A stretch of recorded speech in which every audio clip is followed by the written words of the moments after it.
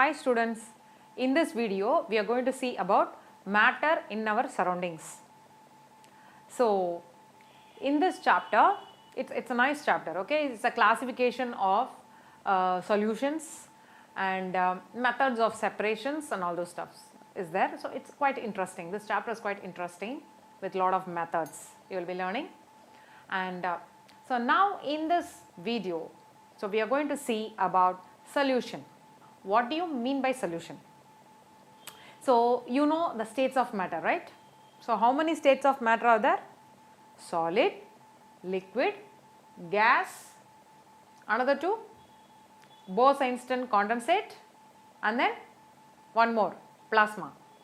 But main focus will be on solid, liquid and gas, right? So we always study about solid, liquid, gas, and the classification of solid, liquid, gas will be how the atoms are arranged. For example, if you take solid, so how the atoms will be arranged in a solid? Atoms are tightly packed, right?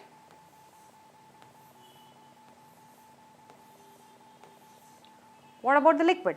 So atoms are very tightly packed. So you can say that intermolecular force of attraction between two atoms will be very strong. So very high attractive force, very strong attractive force between the atoms. What about the space in solids between two atoms? The space is very less, okay. Whenever the intermolecular force is high, the intermolecular space will be less, opposite, always it is opposite, alright. So solids, the atoms cannot move, so I can tell you that the diffusion rate is minimum. So what is diffusion? Intermixing of particles, okay. So since in solids the atoms cannot move, right, so they can only vibrate from their position, so they cannot travel, they cannot move. So solids, the intermolecular force is high, intermolecular space is low, diffusion rate is low, okay. So this is solid. So now let us see liquid.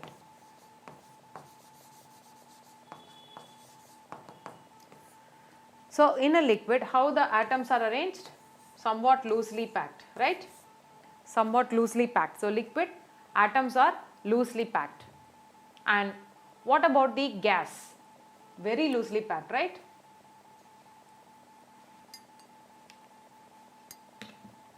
So if you take gas, so how much space is there? More, right? So when you compare solid, liquid and gas, solids the atoms are tightly packed, liquid somewhat loosely packed, gas is very loosely packed. So if you take the intermolecular force, it is more for solid, okay. So I can tell you that intermolecular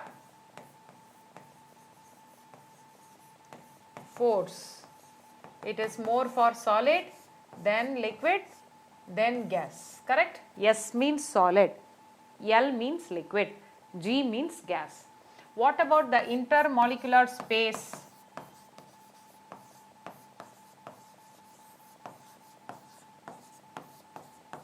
So the space is more for gas, then liquid, then solid, fine. So the intermolecular force is high for solid, then liquid, then gas, and intermolecular space will be more for gas, then liquid, then comes solid, okay. So this is how it is arranged. And what about the diffusion rate? What is diffusion? I told you, no, intermixing of particles. For example, when we take, say, room freshener and I am going to squeeze it, okay. When I squeeze it, what will happen? The perfume particles will come out, right? And you know that between the gas molecules, lot of space is there. So these perfume molecules will go and get occupied between those spaces. So therefore, it will reach our nose, you know, in a fraction of seconds, right? So you know very well, when we use perfume or when we use a room freshener, immediately you can smell it, right? Good smell you will be getting. So which means that the diffusion rate is maximum for gases, and then liquid, and then solid.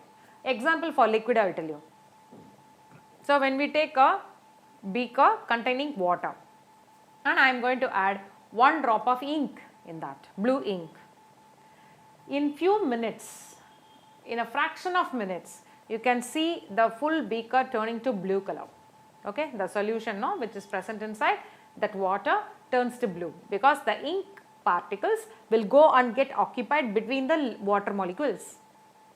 So, when you compare for gas, the space is high, the space is more, and when compared to the liquid, it is quite low, and for solid is very low, right. So, solids, the diffusion rate is minimum. So, what is the thing here? So, the diffusion rate is maximum for gas, then comes for liquid, then comes for solid, right. Got the point? Yes, understood. So, this is very, very important concept. Okay. So, now let us see what is solution. What do you mean by solution?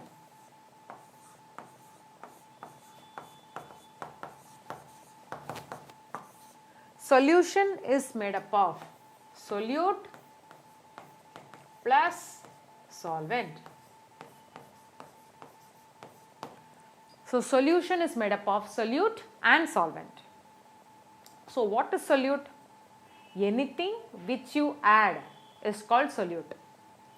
To which you add is solvent. For example, I take sugar, 1 spoon of sugar in a glass of water.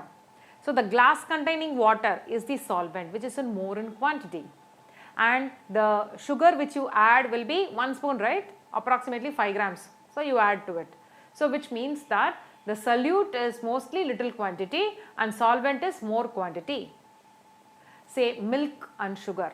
So, you will take 1 glass of milk and 1 spoon of sugar. You take 1 glass of water and add 1 spoon of salt, that is NaCl. So, solution consists of 2 things. One is solute, another one is solvent. Okay.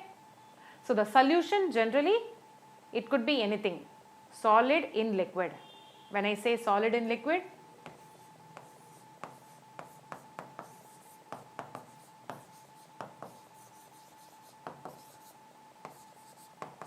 liquid in liquid, these are the classification.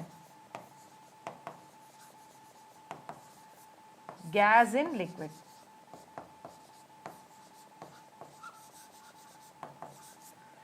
These are the classification of solution: solid in liquid, liquid in liquid, gas in liquid.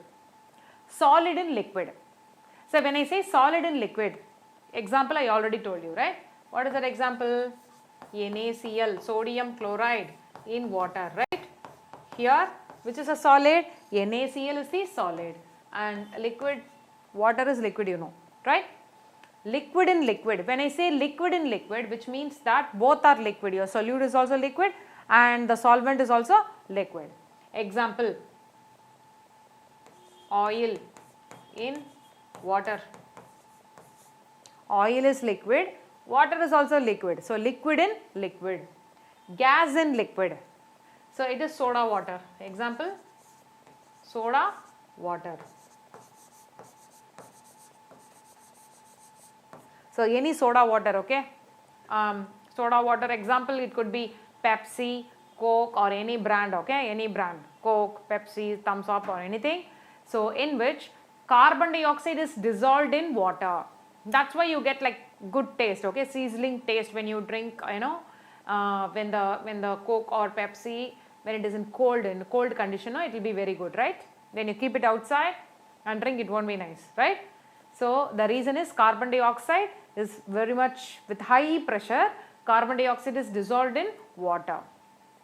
So, these are the classifications: solid in liquid, NaCl in water; liquid in liquid, oil in water; gas in liquid, soda water. Okay, these are the examples. So, now let us see another classification of solution. Okay. First classification we saw. Now you are going to see the second classification. Okay, the second classification is, first one, true solution. Next classification, colloidal solution.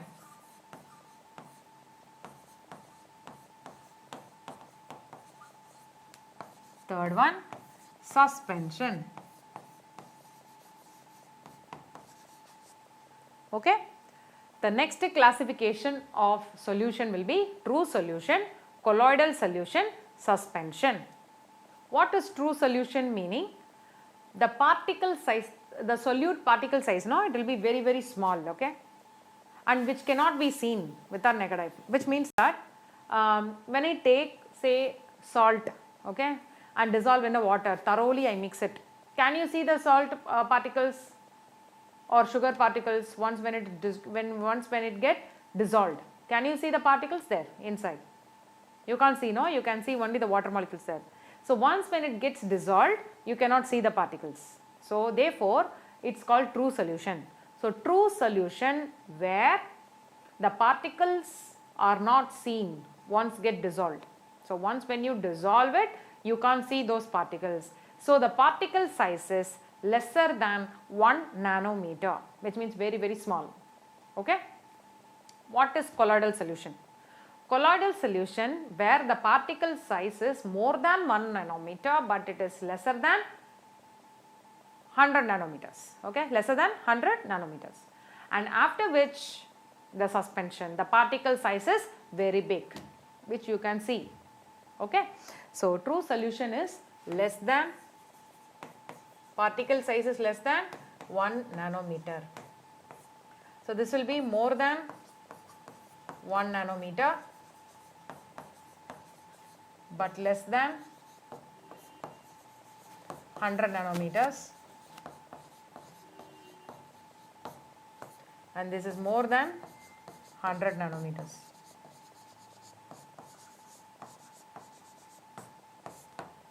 Okay. So the true solution where the particle size is very small, so which cannot be seen, whereas colloidal solution it is more than 1 nanometer, okay, but it is lesser than 100 nanometers, whereas the suspension where the particle size is bigger than or more than 100 nanometers. So now true solution, what is an example?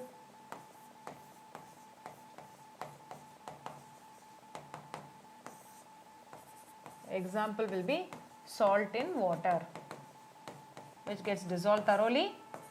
Another example, sugar in water. So colloids, colloidal solution, milk, smoke, dust, all these are example of colloidal particles.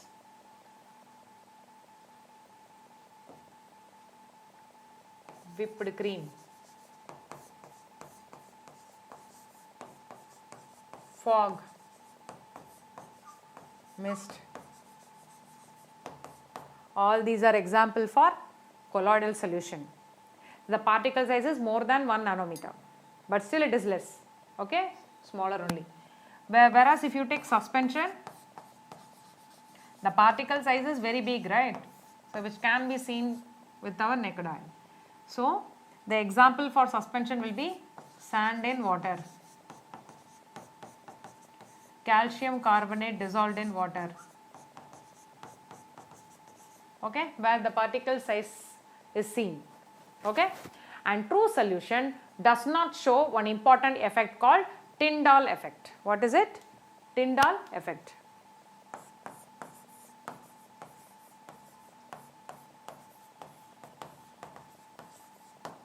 So when a beam of light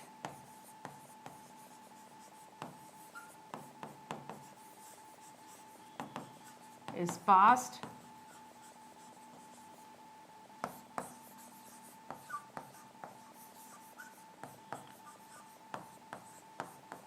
solution, the particle size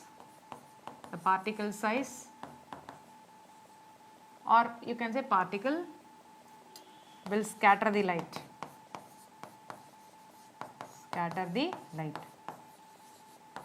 So this Tyndall effect is shown by colloids and suspension. True solution will not show Tyndall effect. So what is Tyndall effect? When a beam of light, okay, so I have a colloidal solution, say milk, okay, I have a milk and I am passing the light, okay, the beam of light passes through the colloidal solution. So what that colloidal solution particles will do, those particles will absorb the light and emit back, okay, they absorb the light and emit back, that is called scatter. So they scatter the light. So where do we see the Tyndall effect?